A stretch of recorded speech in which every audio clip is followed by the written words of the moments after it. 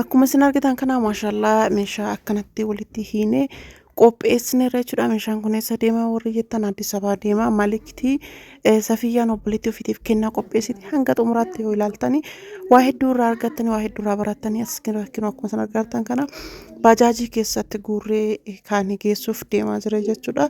Bajaajii keessatti feene jechuudha. Akkuma isin argitan kana gara mana haaraa deemuuf deemaa jira. Kunoo as biratti makiinaa bannaa jira.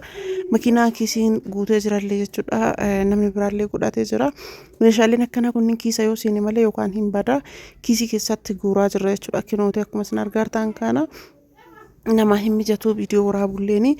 Taargaan makiinaa kinoo kana makiinaa gurguddaadha boota baay'ee fixa jechuudha. Kinooti meeshaa bira jala baafne as bira kennaa jirra jechuudha. Akkuma isin argitan kana maashaallah haala kanaani keessatti guuraa jira jechuudha. Kiisii duubaa yoo ta'e malee meeshaan akkana kun nama jalaa badaa kinooti pestaalii lachuu ga'ee hindilimsiidhaa fi agoobarri illee kinooti akkuma isin argitan kana meeshaaleen hedduu garuu wal keessa kennirraa saafan as keessatti hin caba jedhanii keessa kaa'aa jirra. Akkana fakkaataa viidiyoo kana hanga xumuraatti ilaala.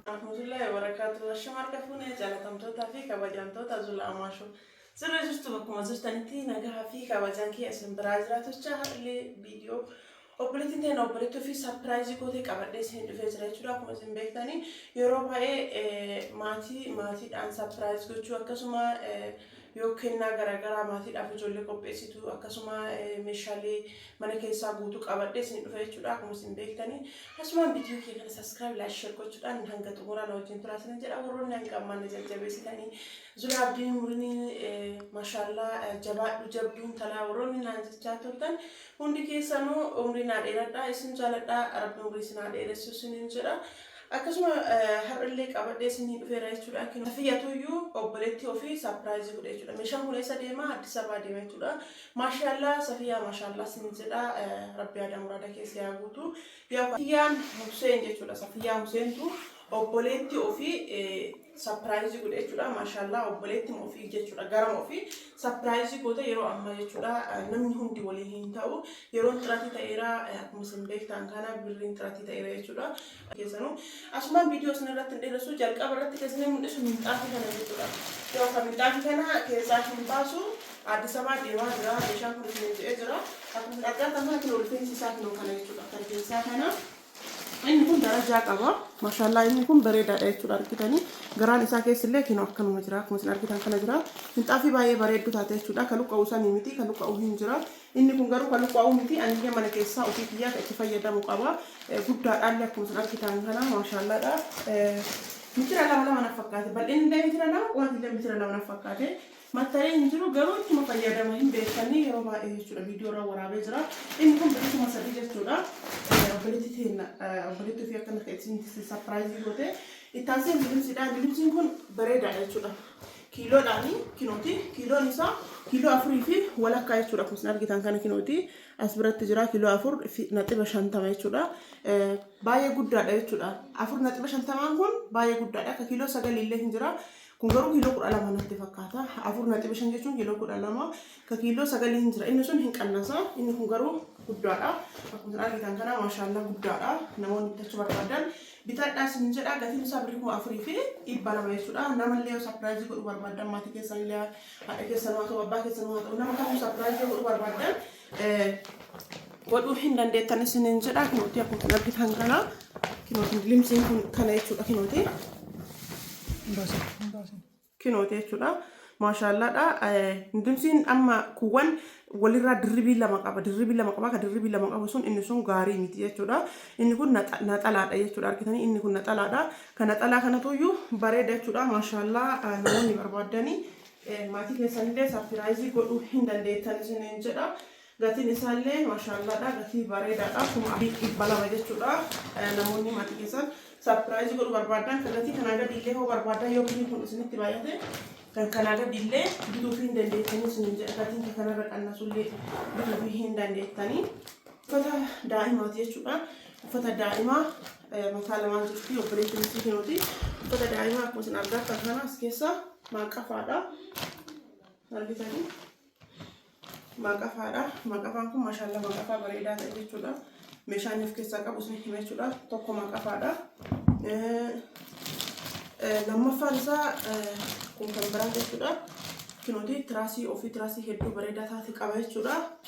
Itti aansee as biratti surree xiqqishuu bareedduu qaba jechuudha. Maashaallaadha. Ammallee kootiidha jechuudha. Kunillee kan lukarraa ol kaasee koofiyyaa qabu jechuudha. Hanga jalaatitti koofiyyaadha. Akka inni garanaa garas hin tanqasaaqasne jechuudha. Gama gaman akka jala kaa'amu jechuudha. Maashaallah inni kun jechuudha wanti hanganaa kuni wanta mangisna argatanii kuni walirratti birrii 1,800 jechuudha. Namoonni bitachuu barbaadanii birrii 1,800 ofii keessanii osoo hin taane yoo nama wayii surprise godhuu namni feetan jechuudha. Inni kun guddaadha jechuudha. Argitanii maashaallah kan biyyattiitti illee fayyadamuu guddaadha. Yoo maatii keessan wayii obboleeyyan keessan haa ta'uu goddanyoota keessan haa ta'u nama wayii surprise godhuu feetan jechuudha. Maliktiidhaan erguu henna jechuudha. Walumaan erginaa walumaan hanga xumuraatitti ilaalla. Kuni akkanumatti gurgurama. Yeroo daa'imni dhalate san irraa matsadaajaa godhaniini irraa qulqulleessaniini ergasii illee jaluma afaan jechuudha deebisanii miiccanii jala afuufitti fayyadaman jechuudha. Inni kun isaatitti birrii 100 jechuudha. Taansi indilimsidha. Indilimsi baay'ee bareedduu taate jechuudha. Kun sargartan kan indilimsi kun indilimsi hedduu kwaalitii ta'e jechuudha. Maashaallaadha. Namoonni barbaadanii bitachuu hin dandeettan jechuudha. Hedduu bareeda kwaalitii jechuudha. Maashaallah kun argartan kana kinooti. Sabaasee argitanii indilimsi hanga waggaa hedduu uffachuu danda'u jechuudha. Argitanii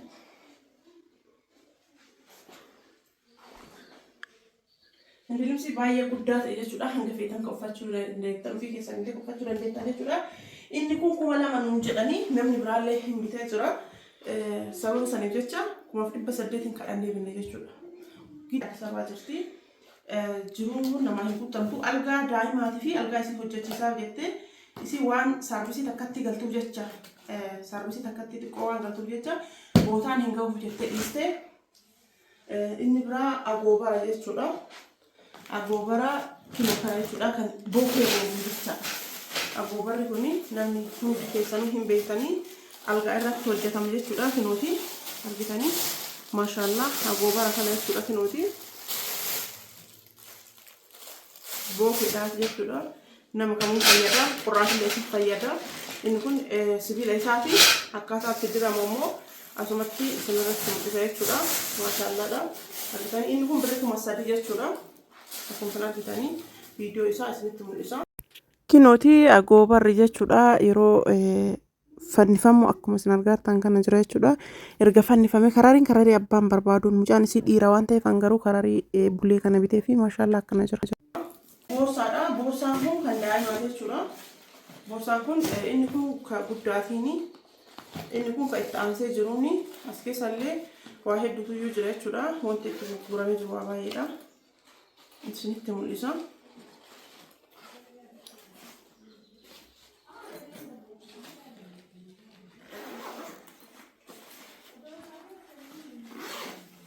Kan daa'imaa yeroo daa'ima ittiin mana yaalaa deemanii kinu argitanii as biratti taayyataa qabanii taquunxoollee hin qaba jechuudha. Kun taquunxooti waa hedduu of keessaa qaba. Amma qofaaf osoo hin taane haga yeroo guddatutti illee kinu kan nyaataallee of keessaa qaba jechuudha.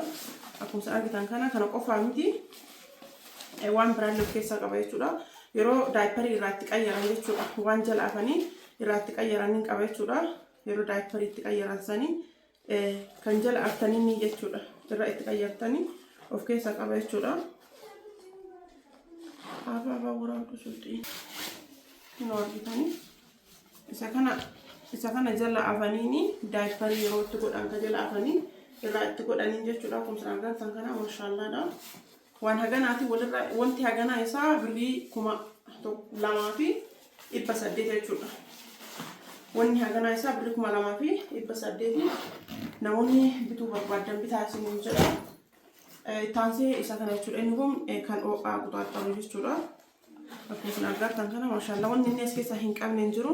Inni kun kan shiroobiiti jechuudha. Akkuma argattan kun kan shiroobiiti. Inni kun buruushiidha. Inni kun filaa isaati. Inni kun ooqaa qutaxxaru jechuudha. Girgiddaa irratti godhama. Ufumaan ooqaa hima girgiddaa irratti godhamu. Inni kun akkuma argattan kana argitanii inni kan maaliti kun kan funyaanitti godhanii daa'imni yeroo affanamu keessaa baasu jechuudha. Kinooti akkanatti funyaanitti godhanii funyaan isaa keessaa xurii qulqulleessu. Inni kun maqas ittiin haadanii kuni kan qeensa isaa ittiin morodanii kun ho'a isaa malakkaa as biraati. Wanni inni as keessaa hin qabne jechuudha. Kun ka qoonqooti moo maaliiti? Ka qoonqooti natti fakkaata. Waa hedduu qaba jechuudha as keessaa kin argitanii. As keessatti waa hedduu qaba jechuudha. Kinoo kun wuxxoocaadha. Waa hedduu qaba. Kanneen guutuu isaatti akkana walirra gurgurama. Kana qofaa miti kinooti maquracaa qeensaallee hin qaba jechuudha. Maashaallah waa hedduu qaba. Wanti isaa hanganaa walirratti birrii 1,500 jechuudha. Borsatan wajjin namoonni barbaadan bituu hin dandeettanii. Ammallee as biratti jechuudha waan hedduu bareedduu argitanii. Foto kanarra ilaalaa akkatti bareeddu waan akkana bareeddu tana namoonni bitachuu barbaadan bitaasan hin jedha. Birrii 2,000 jechuudha. Fireen sadiisa baay'ee kwaalitiidha. Taanjee waasadiin kana jechuudha argitanii. Waasadiin kun jalaa banuu hin barbaadu. Oriijinaaliidhaan inni kun darajaa qaba jechuudha. Oriijinaaliidhaan akka itti ol maqollofaa daayiparii jechuudha. Maqollofaa daayipariiti. Tisheertiidha harki isaa tisheertiidha. Daayiparii maqollofaati. 1,800 sadiin isaa kun jechuudha. Ammallee as biratti illee xunxoo daa'imaati. Inni illee birrii 600 jechuudha. As biratti saamunaadha. Saamunaan kun firee 6 qabata. Fireen tokkochi 150 ka daa'imaati. As biratti shaampoodha jechuudha. Shaampoon kun firee 3 bitee fi walirratti isaa baay'inaatiin bitee fi firee tokkocha isaa 120 bitee fi nunnuu jechuudha. Ka daa'imaa jechuudha filatamaa ta'a. Nunnuun baay'ee bareedan beektanii. Isaa firee osoo ta'e san caalli dabala. Anisa baay'inaatiin bitee fi as biratti kun shaampoodha kun qibaatiidha jechuudha. Akkuma argitan qibaatiin kunillee firee 3 innillee nunnuudhaani. Inni kun birrii 100 jechuudha. Akkuma argitan kana maashaallaadha. As biratti kun ammoo kan borciiti jechuudha. Kan borciiti saayizii akka feeteen dabalattee qannafatti. As biratti yoo ta'e yoo isin furdoo qannasuu bal'isuu barbaadde as biratti yoo qannasuu barbaadde as biratti jechuudha. Kan borciiti jechuudha akkuma argitanii. Inni kunillee birrii 600 jechuudha. As bira kaalsiidha. Argitanii. Kaalsii kan argitanii kaalsii hedduu oriijinaalii taate kaalsii 2 qabdi. Argitanii. 600 garuu waan 2 biteef jecha 500 naa kennan jechuudha. Kabiraallee bitee jira ofii kiyyaallee bitadhee waan jiruufi baay'inaan bitee isaa baay'inaatiin 500 naa kennanii sila 600 jechuudha. As biratti caammaadha jechuudha. Caammaa hedduu bareedduu taate mana keessaaf bitteef jechuudha. As biratti argitanii caammaa hedduu bareedduu taate caammaa tana namoonni barbaadan bitachuu dandeettanii isinillee kennaallee ta'ee waan garagaraatiif bituu dandeettanii hedduu bareeddii birrii 1,200 jechuudha. Ka daa'imaa fidnee jirra. As biratti gaawunii haadhaati jechuudha. Gaawunii haadhaa gaawunii guddaa ta'ee fi surree jechuudha. Argitanii inni kuni surreedha. Walirratti jechuudha kanaani. As biratti gaawuniidha. Birrii 3,800 jechuudha inni kun. Argitanii. Gaawunii fi surreedha jechuudha inni kuni birrii 3,800. Inni kun birrii 3,800 jechuudha. Baay'ee bareedaadha maashaallaadha. Dubartii ulfaa qofa osoo hin taane namni hunduyyuu osoo bitatee baay'ee bareeda. Intalli tuni ganaa deetti ulfaa ganaa deetti. Itaansee saafaadha. Saafaan birrii 500.